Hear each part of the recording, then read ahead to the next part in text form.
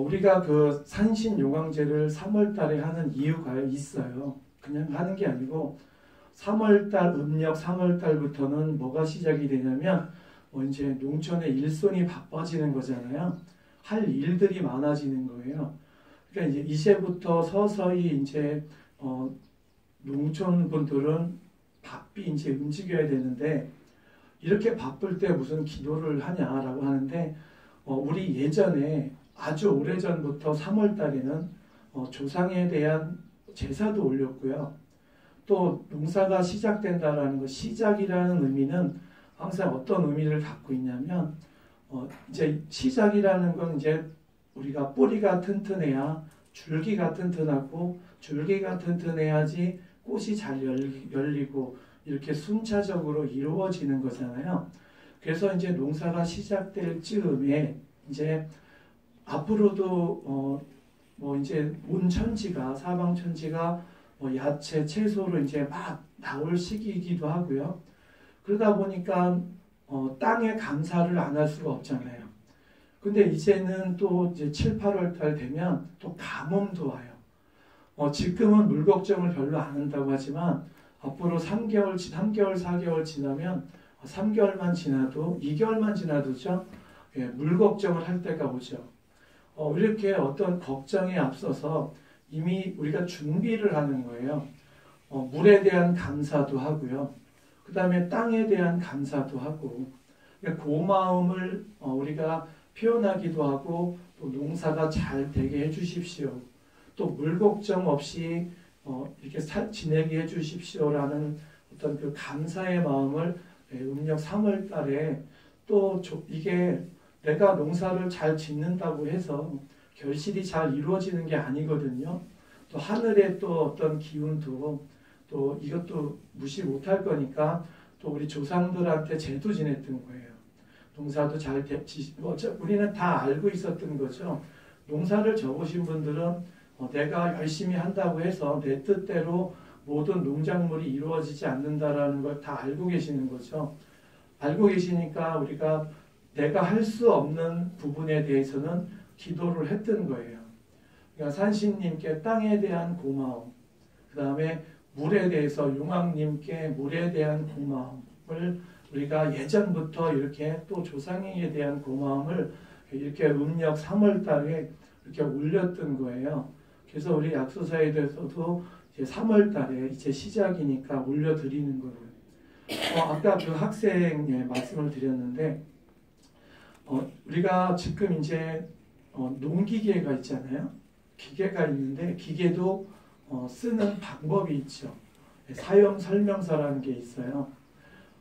우리가 이게 쉽게 그러니까 사용 설명서를 무시하고 빨리 쓰고 싶은 마음에 포장지를 뜯고 기계를 쓰면 기계가 어떻게 활용되는지를 다 모르잖아요. 이렇게 사람도요 사용 설명서가 있어요. 남편 사용 설명서, 자식 사용 설명서, 부인 사용 설명서가 다 있어요. 있는데 우리는 그거를 무시하는 거예요.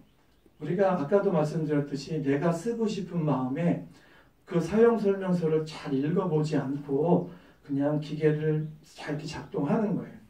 그러니까 기계가 내가 써본 거면 잘 알겠는데 써보지 않은 거니까 이게 오류가 나는 거잖아요. 이렇듯이 분명히 있다는 거예요. 내 자신에 대한 사용 설명서도 있는 거예요. 우리가 이미 그렇게 많은 좋은 글귀가 인터넷에 엄청나게 많이 퍼지는데도 불구하고 동기부여 자기의 마음을 심신이 처져 있는 자기의 마음을 일으키는 방법들이 세상에는 엄청나게 많은 거예요. 얼마든지 자기가 관심을 가지면 얼마든지 많은데 그렇게 해봤더니 순간 잠깐은 도움이 되는데 그게 지속적으로 이루어지지는 않더라는 거예요. 그래서 그게 뭐냐면 내 자신에 대한 사용 설명서가 잘 못 읽어본 거죠. 그러면 내가 하고자 하는 목표를 끝까지 이렇게 하려면 무엇을 해야지 내 마음이 이렇게 지칠 때 힘들고 위로할 때 그걸 극복해 나갈 수 있냐면 우리가 생각하고 있는 다른 방법인 거예요. 우리가 어떤 결론을 가지고요. 우리가 자꾸만 이렇게 한국말로 얘기하는데 그걸 자꾸만 오해하시는 이유는 이런 거예요. 부처님이 우리에게 법문을 주실 때는 생각을 할 수 있게끔 법문을 주시는데 지금 여기에 계시는 분들은 이미 다 알고 계시는 얘기가 뭐냐면요. 만약에 지금 여기에 계시는 분들한테 아주 느끼한 음식을 드렸어요. 그러면 바로 김치 먹고 싶다라는 생각이 드시죠. 네. 그러면 반대로 아이에게 김치를 먹여야 될 것 같아요. 김치가 너무 좋대요. 그럼 김치를 먹이는 방법이 야 먹어 김치 좋대. 먹어 괜찮아 안 죽어 먹어 이렇게 하는 방법이 있고요. 그 다음에 아까 말씀드리듯이 느끼한 걸 주는 거예요. 그러면 우리는 몸에서 느끼한 게 몸으로 들어오면 당연히 그 느끼한 것을 해결하기 위해서 김치나 또 다른 자극적인 걸 찾게 되어 있다는 거예요. 우리가 이게 바로 이제 부처님이 주신 지혜예요. 지혜라는 거죠. 또 어떤 경우가 있었냐면 어느 보살님이 아들이 나이가 40이 됐는데 장가도 안 가고 사업한다고 돈 다 까먹고 그리고 결혼도 안 하고 그러니까 얼마나 답답했겠어요. 그러니까 처음에는 똑같이 부모가 자식한테 했던 과정이 있잖아요. 내 뜻대로 되지 않는 아이를 보면서 생각해낸 부모의 방법은 다 똑같아요. 그건 뭐냐면 설명서를 잘 안 읽어보신 거예요. 아이를 움직이게 내 자식을 움직이게 하는 방법을 모르시는 거죠. 그래서 그 보살님이 글쎄 알으셨는지 기도를 열심히 하셨는데 기도의 답비가 이렇게 이루어지시는 방법을 주시는 거죠. 어느 날 하도 여러 가지 방법을 써서 안 되니까 제 상담을 오신 거예요. 어떻게 쓰면 좋겠냐. 그래서 기도를 한번 해보셔라. 그래서 기도를 하셨더니 어느 날 꿈에 부처님이 그러신 거예요. 냉장고를 다 비워두라는 거예요. 그래서 무슨 얘기인가? 도대체 내 생각으로는 이해가 안 가는데 그래서 어느 날 냉장고를 그냥 왜 비워두라고 했든지 그러니까 따로 사니까 어느 날 이제 오라고 했어요. 이제 그게 이제 무슨 얘기인지를 알아들으신 거예요. 냉장고를 비워두라는 말씀을 알아들으신 거예요. 그래서 이게 무슨 뜻인지 알아듣고 야 한번 노는 날 한번 와봐라 그랬던 거예요. 그래서 와서 딱 오는 날 냉장고를 싹 비워둔 거예요. 그래서 비워두니까 자식이 딱 들어와서 냉장고를 딱 열어보니까 먹을 게 하나도 없는 거예요. 그러니까 그것을 딱 보고 나서 그 아들이 그냥 그 충격을 먹은 거예요. 우리 엄마가 이렇게 사셨구나. 내가 이렇게 살면 안 되겠구나. 그래서 그날로 바로 나가가지고 일자리 구하고 취직하고 그날로 월급 가불 해가지고 집에 와서 어머니 냉장고에다가 맛있는 걸 막 채워 넣었다는 거죠. 우리가 이미 이렇게 사용 설명서라는 게 있잖아요. 네. 근데 우리가 그런 효과가 나올 거라는 생각은 못 하시는 거야. 왜 못 하시냐면요. 우리 부모님들은 다 이래요. 혹시 자식들이 내가 이렇게 사는 모습을 걱정하면 어떡하지? 그게 안쓰러우신 거잖아요. 예. 근데 모든 부모의 마음은 다 똑같다는 거예요. 그게 안쓰러워서 더 씩씩한 척, 더 외롭지 않은 척, 더 건강한 척을 하는 게 부모의 마음인데 이상하게 자식들은 그런 마음을 보면요. 내가 더 열심히 살아야 되겠다가 아니고 우리 부모님은 잘 사시는데 그러면서 더 나태해지더라는 거예요. 참 이게 반대의 상황이 벌어지는 거죠. 그래서 우리가 늘 이렇게 내가 생각하고 있는 부모의 마음이라는 것이 자식한테 과연 도움이 될지를 한번 생각해 볼 수 있는 계기가 되는 거고요. 아까 시험도 마찬가지시 꾸준히 내가 만약에 시간이 정지해 있다면은요. 시간이 정지해 있다면 우리는 이런 걱정 안 하셔도 돼요. 오늘 좋은 얘기를 듣고 그 지금 마음속에는 나도 이렇게 해야지라고 분명히 마음속에는 담고 계실 거예요. 근데 아쉽게도 시간은 지나요. 시간이 지난다는 건 그 생각이 영원히 내 마음속에 담아지지 않는다는 거죠. 그러면 이렇게 계속 담아지려면 어떻게 해야 되느냐라는 문제가 있잖아요. 근데 우리가 시간이 지나면서 좋은 말씀도 어떤 때는 가슴에 이렇게 와닿는데 시간이 지나면서 그런 얘기들이 하나도 와닿지도 않고 무슨 얘기인지도 모르고 지나는데 공부도 마찬가지예요. 그러면 어떻게 하면 내가 공부라는 건 항상 이렇게 봄, 여름, 가을, 겨울을 지나야 되잖아요. 봄, 여름, 가을, 겨울이 우리에게 주는 의미가 있어요. 봄에서 여름으로 넘어갈 때 봄과 여름은 봄에서 여름으로 넘어간다는 건 어떤 변화를 원하는 거잖아요. 변화가 일어나기 중간에는 뭐가 있냐면 환절기라는 게 있어요. 봄에서 여름으로 넘어가고 여름에서 가을로 넘어가고요. 가을에서 겨울, 겨울에서 다시 봄으로 넘어간 중간중간에 우리는 반드시 환절기라는 걸 겪게 되는 거죠.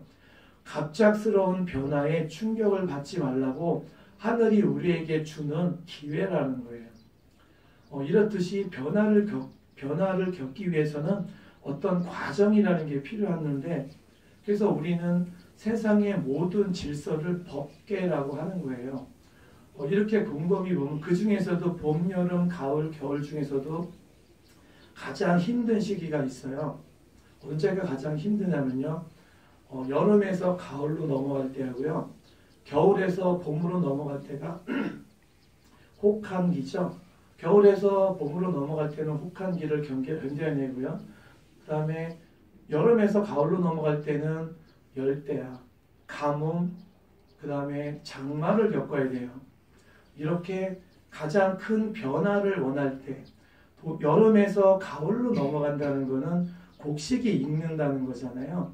곡식이 익고 우리가 가을이 되면 먹을 게 많잖아요. 그러니까 이렇게 곡식이 알맞게 익을 때는 뭔가 성과를 낼 때는 반드시 이렇게 시련을 준다는 거예요. 근데 우리는 그 시련이 없이 이루어졌으면 하는 마음이 있으실 거예요. 그럼 아까 환절기가 있는 이유는 새로운 변화에 내가 잘 견뎌낼 수 있는 시간을 주는 건데 이렇게 고통 없이 무언가를 얻었을 때는 항상 문제가 생긴다라는 거예요. 그러니까 이렇게 자연은 우리에게 이런 걸 주는 거잖아요. 근데 우리는 그것을 소중하게 생각하지 않는 거예요. 그러면 내가 꾸준히 잘할 수 있는 방법은 이런 거예요. 우리가 과학적으로도 많이 사람이 지치지 않고 내가 원하는 목적을 이룰 수 있는 방법. 첫 번째 뭐냐면 늘 감사하는 마음으로 지내라는 거예요. 저녁에 이렇게 잘 때 내가 순간적으로 동영상이나 누군가 귀에 이렇게 무슨 얘기, 좋은 얘기, 내가 처진 마음을 일으키는 얘기도 좋고요. 일으키는 영상도 좋은데 그거는 일시적이라는 거예요. 지속적이지 않다라는 거죠. 그러니까 늘 감사하는 마음이라는 건 내가 저녁에 잘 때나 공부가 안 될 때 다른 것을 생각을 하는 게 아니고 그래 그래도 나는 다른 사람들보다 그래도 행복하다. 그래도 뭐 다른 사람들은 먹는데 불편함도 있고 그래도 나는 그런 건 없지 않냐. 근데 우리는 또 이렇게 생각을 해요. 제가 이렇게 생각을 하세요 그러면 집에 가서 아니면 여기 속에서도 마음속에서 막 갈등이 생기실 거야. 그렇게 하면 애들이 공부 안 하면 어떻게 하지? 감사하다고 늘 생각을 하면 얘가 공부 안 하면 어떻게 하지? 이렇게 생각하실 수 있잖아요. 근데 그래서 제가 아까 처음에 말씀드리는 거예요. 보살님들이 엄마의 입장에서 자식을 바라보는 거는 그거는 내 입장에서 바라보는 거예요. 자식을 움직이게 하는 건 그런 마음이 아니라는 거예요. 그래서 부처님께서 말씀을 하시는 거죠. 아이를 움직이는 방법은 내가 생각하고 있지 않는 방법인 거예요. 내가 안 된다고 하는 방법. 그렇게 해서 되겠냐라고 하는 방법이 그게 진리라는 거예요. 우리는 그런데 이상하게 안 될 거라고 생각을 해요. 그렇게 해서 될까? 어떻게 그렇게 해서 그런 결과가 나오지? 그래서 제가 처음에 말씀드렸어요. 우리는 그런 생각을 할지 몰랐는데 상황이 됐어요. 내가 느끼한 걸 먹었더니 갑자기 김치가 먹고 싶어진다. 지금 김치가 드시고 싶은 분이 어디 있겠어요? 근데 먹어봤더니 그런 일들이 벌어지더라는 거잖아요.